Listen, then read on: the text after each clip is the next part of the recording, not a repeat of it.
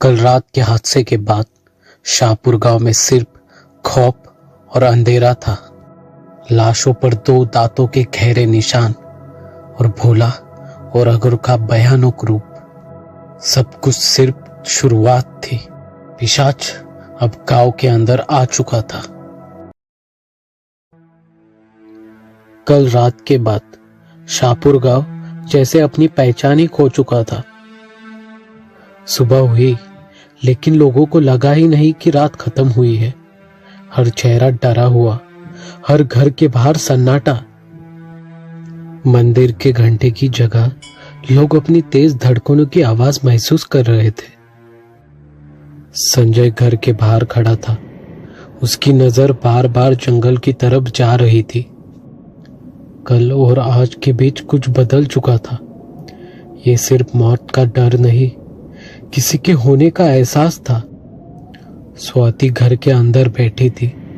सचिन उसके बिल्कुल पास था। वो उसे दूर नहीं होने देना चाहती थी।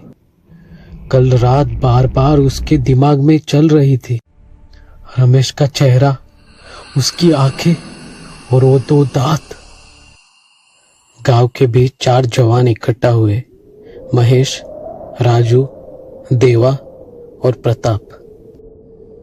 सबके हाथ में मशाल, लाठी और लोहे के हथियार थे। गांव वालों ने कहा, जंगल के पास नजर रखना, कुछ अजीब लगे तो आवाज लगाना। उन चारों को लगता था ये सब बस अफवाह है। प्रताप हंसते हुए बोला, भूत पिशाच सिर्फ कहानियों में होते हैं। महेश ने हंसकर कहा, आज रात सब क्लियर हो जाएगा। रात धीरे धीरे उतर आई। जंगल के पास हवा अचानक ठंडी होने लगी।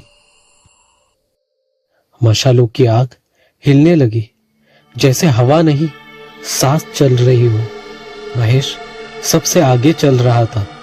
अचानक उसकी हंसी एक पल में रुक गई। किसी ने उसे हवा में उठा लिया।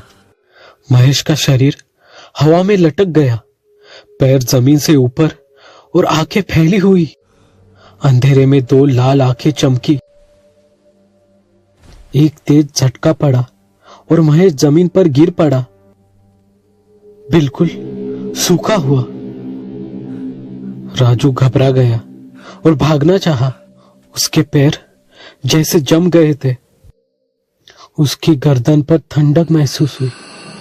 फिर एक तेज दर्द और राजू मर गया। देवा चिल्लाया। उसकी आवाज जंगल में गूंजकर मर गई।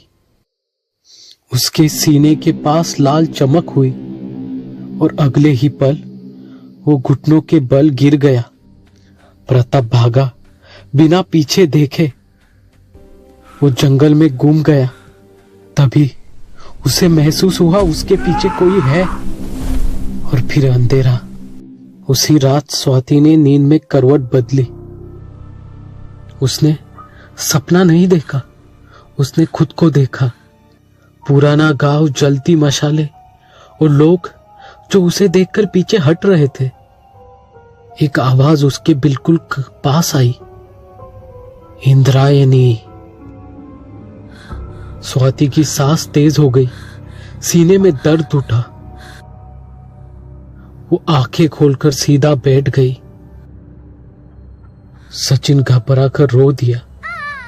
मां। स्वाति ने उसे बाहों में भर लिया। उसके हाथ कांप रहे थे। संजय बाहर निकल आया। हवा में उसे गीली मिट्टी और पुराने खून की बू महसूस हुई। पेड़ के नीचे एक लंबा साया खड़ा था। उसकी आंखें लाल थी। साया चुपचाप देखता रहा। फिर एक धीमी आवाज आई, उसे याद आने लगा है।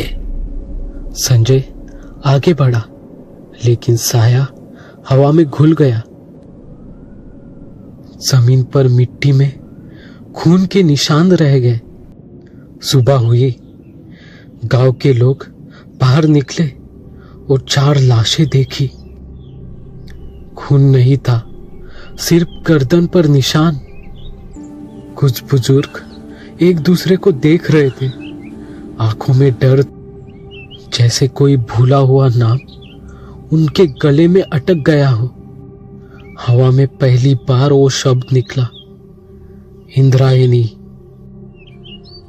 स्वाति ने नाम सुना और उसके पैर कमजोर पड़ गए। संजय ने उसे संभाला। सचिन ने चुपचाप मां का हाथ पकड़ लिया। जंगल के उस पार पेड़ों के बीच अघोर खड़ा था। उसके चेहरे पर हल्की सी मुस्कान थी। उसका इंतजार खत्म हो चुका था। शाहपुर में अब मौत शिकार नहीं कर रही थी, अपनी मोहब्बत को वापस बुला रही थी।